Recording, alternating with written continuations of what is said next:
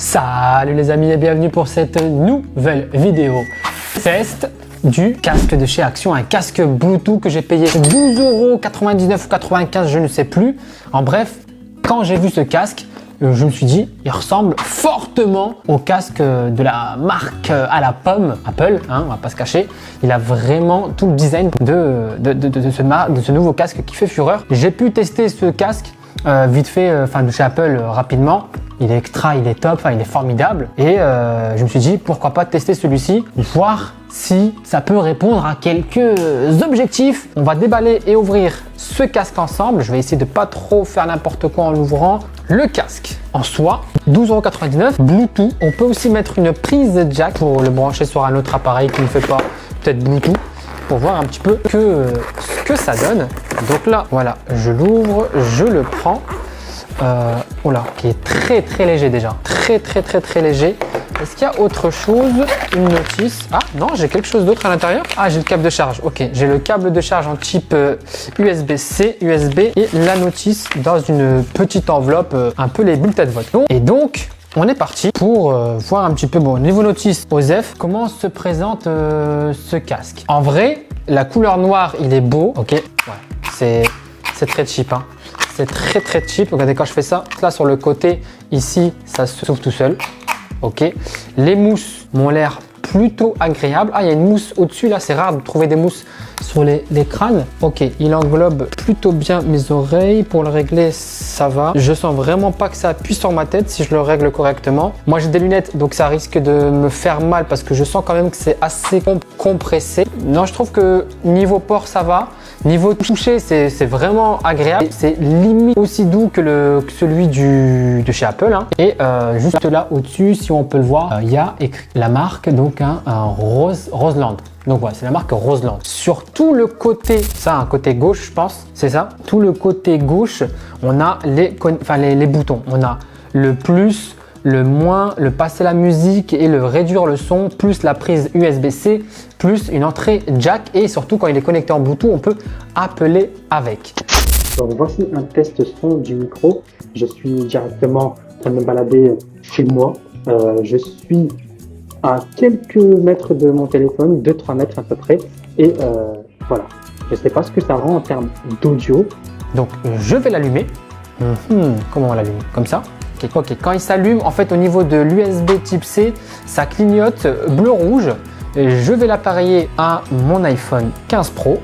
Roseland Headphone, je le détecte comme ça. En nom de l'appareil, il a bien son nom, ça c'est plutôt correct parce que des fois quand on achète des produits sur Action, ils ont des produits type YC. J'ai entendu qu'en l'appareillant, il y a quelque chose qui s'est passé à l'intérieur du casque. Je l'ai entendu, ça a été très subtil, mais c'est fait.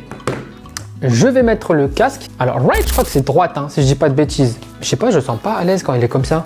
Je me sens à l'aise mieux comme ça. Je sais pas pourquoi. Enfin, je sais pas. Donc, pour moi, tout est à gauche. Donc, je monte le son, je fais pause et je baisse le volume ou je change de piste. Je vais aller tester ça rapidement sur quelques musiques différentes. Et voilà, donc je vais tester par exemple la dernière de Maître Gims que je pourrais pas vous mettre pour des droits d'auteur, bien sûr. Mais Spider, ok, je mets le son à fond. Qu'est-ce que ça donne? Oh là là. Au niveau des aigus, ça va pas. Au niveau des aigus médiums, c'est horrible. C'est très écrasé. Limite, on a du mal à distinguer les voix. Les basses, ça va, mais c'est pas ça, hein. Là, je suis à fond au niveau du son. On y va. Donc sur cette première musique qui est très boom boom basse, les basses je les trouve très fermées, très limite étouffées. Elles explosent pas comme des basses. Je sens que ça va pas au maximum du boom de la basse. Les aigus au niveau des voix, pareil, très étouffées, limite écrasées. On a du mal à distinguer la voix de l'instru. Et les médiums, limite inexistants. Je n'entends quasi pas de médium sur le casque. Je vais essayer notre musique. Ok. Casa, te connais bon casa, je connais bon casa, je connais bon casa. Let's go. J'étais le chouchou de son passé. Donc là, au niveau des aigus, surtout des voix, j'entends beaucoup mieux et c'est plus distinct par rapport à l'instru. Elle est moins présente en termes de basse, donc les aigus se décrochent beaucoup mieux. En soi, au niveau du porté de tête, il est très bien. Je sens pas trop que ça me fait mal. Je sens bien que ça appuie au niveau de mes lunettes parce que le casque est assez serré quand même.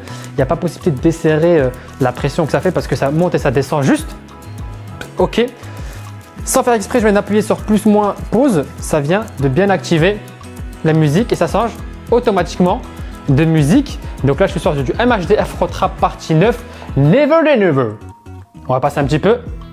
Ouais. Les basses, c'est pas ça. Vraiment, les basses, c'est le point négatif. Si vous aimez bien les musiques qui font bam, bam, bam, bam, c'est pas le casque qu'il vous faut.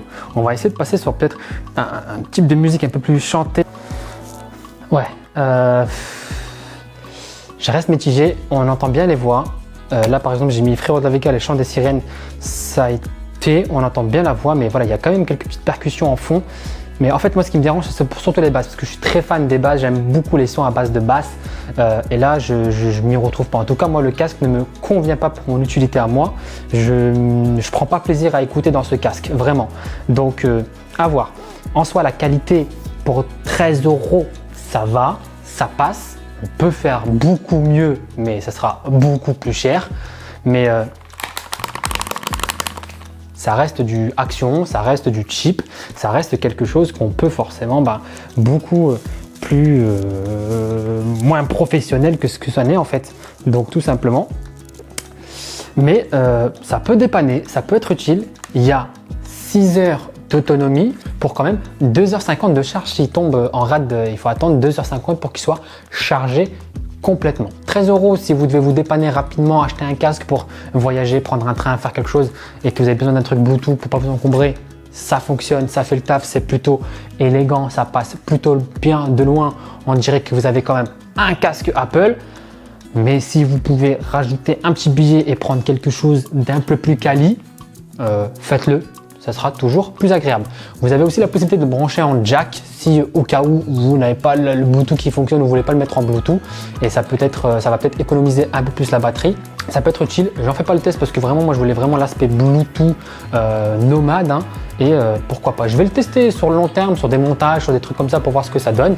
Mais pas plus convaincu, pas déçu parce que ça ne me convient pas sur un aspect, les basses. Pour moi, c'est le gros problème de ce casque, c'est les basses qui sont pas au top.